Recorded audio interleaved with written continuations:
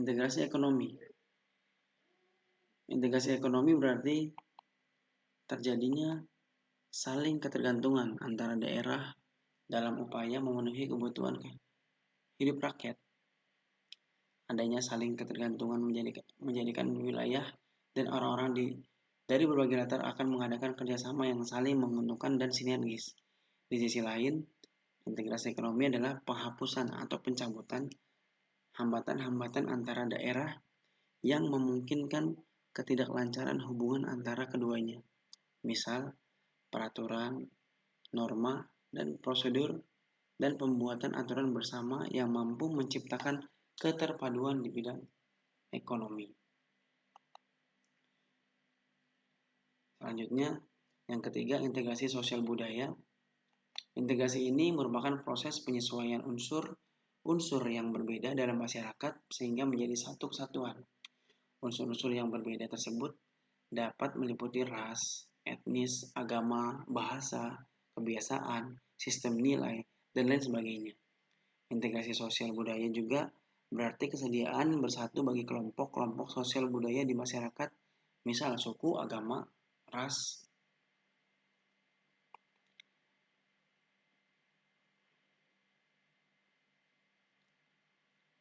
Kita masuk ke bagian ketiga tentang pentingnya integrasi nasional. Menurut Myron Weiner dalam Studi Bakti tahun 2010, dalam negara merdeka, faktor pemerintah yang berkeabsahan atau legitimate merupakan hal penting bagi pembentukan negara-negara bangsa. Hal ini disebabkan tujuan negara hanya akan dapat dicapai apabila terdapat suatu pemerintah yang mampu menggerakkan dan mengarahkan seluruh potensi masyarakat agar mau bersatu dan bekerja sama. Kemampuan ini tidak hanya dapat dijalankan melalui kewenangan menggunakan kekuasaan fisik yang sah, tapi juga persetujuan dan dukungan rakyat terhadap pemerintah itu. Jadi, diperlukan hubungan yang ideal antara pemerintah dengan rakyatnya sesuai dengan sistem nilai dan politik yang disepakati. Hal demikian memerlukan integrasi politik. Negara bangsa baru seperti halnya Indonesia setelah tahun 1945 membangun integrasi juga menjadi tugas penting. Ada dua hal yang dapat menjelaskan hal ini. Pertama, pemerintah kolonial Belanda tidak pernah memikirkan tentang perlunya membangun kesetiaan nasional dan semangat kebangsaan pada rakyat Indonesia. Penjajah lebih mengutamakan pembangunan kesetiaan kepada penjajah itu sendiri dan guna kepentingan integrasi pribadi kolonial. Jadi, setelah merdeka, kita perlu menumbuhkan kesetiaan nasional melalui pembangunan integrasi bangsa. Yang kedua, bagi negara-negara baru, tuntutan integrasi ini juga menjadikan masalah pelik, bukan saja karena perilaku pemerintah kolonial sebelumnya, tetapi juga latar belakang bangsa yang bersangkutan. Negara-negara bangsa atau nation state merupakan negara yang di dalamnya terdiri dari banyak bangsa atau suku yang selanjutnya bersepakat bersatu dalam sebuah bangsa yang besar. Suku-suku itu memiliki pertalian primordial yang merupakan unsur negara dan telah menjelma menjadi kesatuan etnik yang selanjutnya menuntut pengakuan dan perhatian pada tingkat kenegaraan. Ikatan dan kesetiaan etnik adalah suatu yang alami, bersifat primer. Adapun kesetiaan nasional bersifat sekunder bila ikatan etnik ini tidak diperhatikan atau terganggu. Mereka akan mudah dan akan segera kembali kepada kesatuan asalnya. Sebagai akibatnya, mereka akan melepaskan ikatan komitmennya sebagai suatu bangsa. Ditinjau dari keragaman etnik dan ikatan primordial inilah, pembangunan integrasi bangsa menjadi semakin penting. Ironisnya, bahwa pembangunan integrasi nasional selalu menghadapi situasi dilematis, seperti terurai di depan. Setiap penciptaan negara yang berdaulat dan kuat juga akan semakin membangkitkan sentimen primordial yang dapat berbentuk gerakan separatis, rasialis, atau gerakan keagamaan. Kekacauan dan disintegritas bangsa yang dialami pada masa-masa awal bernegara, misalnya yang terjadi di India dan Sri Lanka, bisa dikatakan bukan semata akibat politik pecah belah kolonial, ya misalnya politik pecah belah kolonial, namun akibat perebutan dominasi kelompok-kelompok primordial untuk memerintah negara. Hal ini menunjukkan bahwa setelah lepas dari kolonial, mereka berlomba-lomba saling mendapatkan dominasinya dalam pemerintahan negara. Mereka berebut agar identitas diangkat dan disepakati sebagai identitas nasional. Jadi dia pengen identitasnya dia sendiri, pengen diangkat menjadi identitas nasional, menyingkirkan identitas-identitas yang lainnya. Integrasi diperlukan guna menciptakan kesetiaan baru terhadap identitas-identitas baru yang diciptakan atau identitas nasional. Misal bahasa nasional, simbol negara, semboyan nasional, ideologi nasional, dan sebagainya. Masuk keempat, integrasi versus disintegrasi. Kebalikan dari integrasi adalah disintegrasi. Jika integrasi berarti penyatuan, keterpaduan antara elemen atau unsur yang ada dalamnya, disintegrasi dapat darikan ketidakpaduan, keterpecahan di antara unsur-unsur yang ada. Jika integrasi terjadi konsensus, maka disintegrasi dapat menimbulkan konflik atau perseteruan dan pertentangan.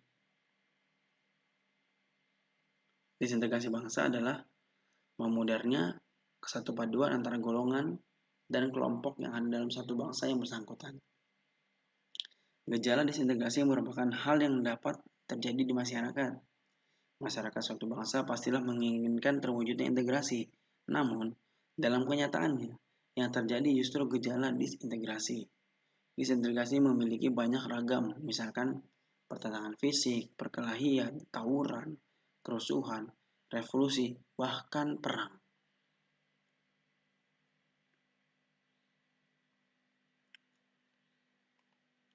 Masuk ke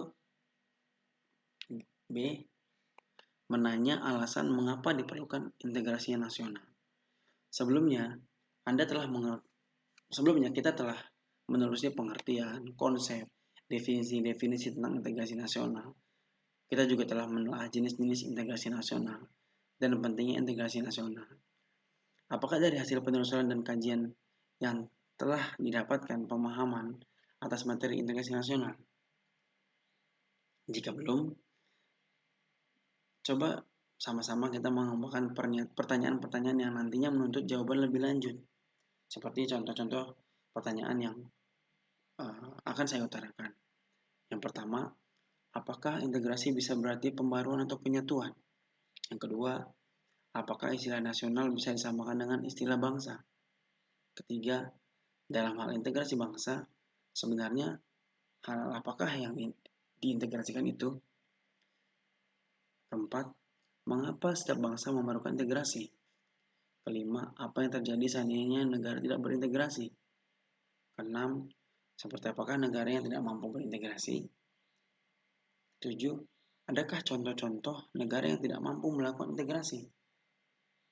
8. Adakah contoh-contoh negara yang telah mampu melakukan integrasi? Atau ada pertanyaan yang lain? Bisa kalian utarakan nanti. Masuk ke bagian C, menggali sumber historis, sosiologis, dan politik tentang integrasi nasional.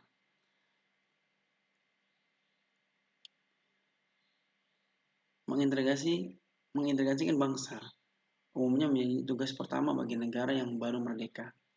Hal ini dikarenakan negara baru tersebut tetap menginginkan agar semua warga yang ada di dalamnya bersatu untuk negara yang bersangkutan. Apakah bangsa Indonesia pernah mengalami integrasi sebelum merdeka tanggal 17 Agustus 1945? Ya, mari kita bahas sama-sama.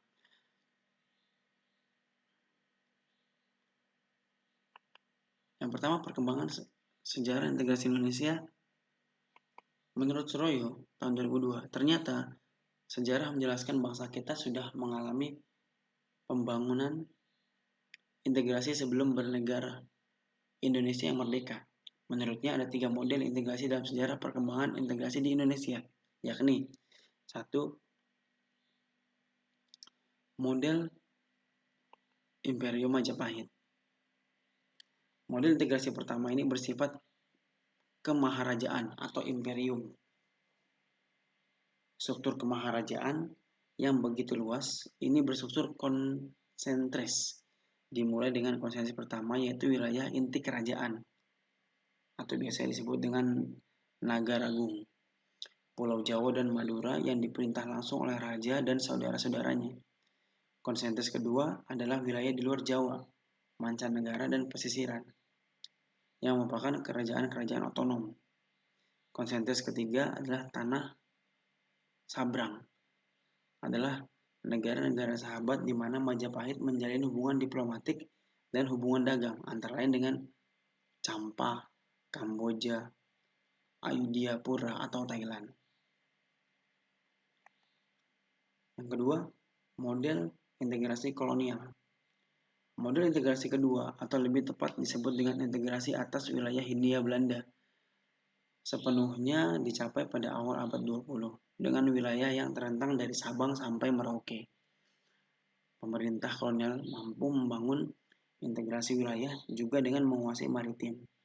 Sedang integrasi vertikal antara pemerintah pusat dan pemerintah daerah dibina melalui jaringan birokrasi kolonial yang terdiri dari pegawai Belanda dan pribumi yang tidak memiliki jaringan dengan massa rakyat. Dengan kata lain, pemerintah tidak memiliki dukungan massa yang berarti. Integrasi model kolonial ini tidak mampu menyatukan segenap keragaman bangsa Indonesia, tapi hanya untuk maksud menciptakan kesetiaan tunggal pada penguasa kolonial. Yang ketiga, model integrasi nasional Indonesia.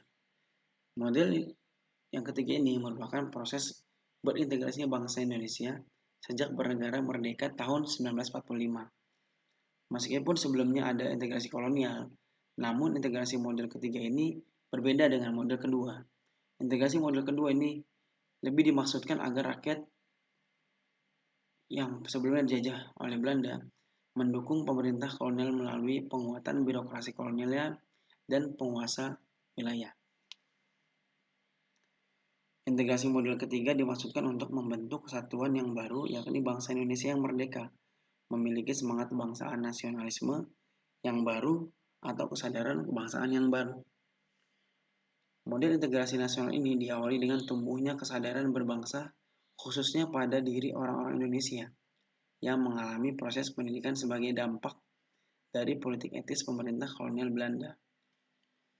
Mereka mendirikan organisasi-organisasi pergerakan, baik yang bersifat keagamaan, kepemudaan, kedaerahan, politik, ekonomi, perdagangan, dan kelompok perempuan. Para kaum terpelajar ini mulai menyadari bahwa bangsa mereka adalah bangsa jajahan yang harus berjuang meraih kemerdekaan. Jika ingin menjadi bangsa merdeka dan sederajat dengan bangsa-bangsa lain, mereka berasal dari berbagai daerah dan suku bangsa yang merasa sebagai satu nasib dan penderitaan, sehingga bersatu menggalang kekuatan bersama. Misalnya, Soekarno berasal dari Jawa, Muhammad Hatta berasal dari Sumatera, A.A. Maramis dari Sulawesi, Tengku Muhammad Hasan dari Aceh. Dalam sejarahnya, pertumbuhan kesadaran berbangsa tersebut dilalui dengan tahapan-tahapan sebagai berikut. 1. Masa perintis. Masa perintis adalah mulai dirintisnya semangat kebangsaan melalui pembentukan organisasi-organisasi pergerakan. Masa ini ditandai dengan munculnya pergerakan Budi Utomo pada tanggal 20 Mei 1908